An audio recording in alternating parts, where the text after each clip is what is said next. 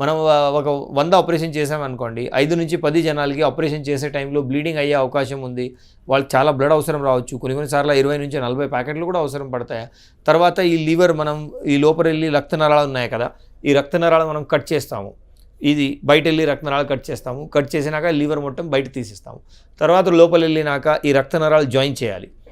ఈ red, blue, తర్వాత పిత్తనల్లి కూడా జాయిన్ చేయాలి. బయట వెళ్ళి రక్తనరాలు జాయిన్ చేయాలి.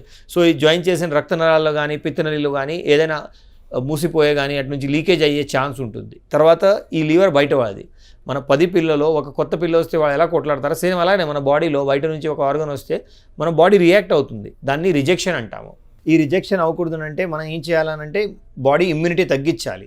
ఇమ్యూనిటీ తగ్గించాలైతే మెడిసిన్ ఇస్తాము. స్టీరాయిడ్స్, టాక్రోలిమస్, మైకోమోఫిటిల్ ఈ ట్యాబ్లెట్స్ ఇచ్చేసి ఇమ్యూనిటీ తగ్గిస్తాము.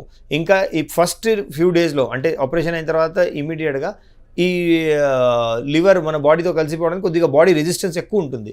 సో అప్పుడే మనకి చాలా ఎక్కువ ఇమ్యూనోసప్రెషన్ అవసరం పడుతుంది.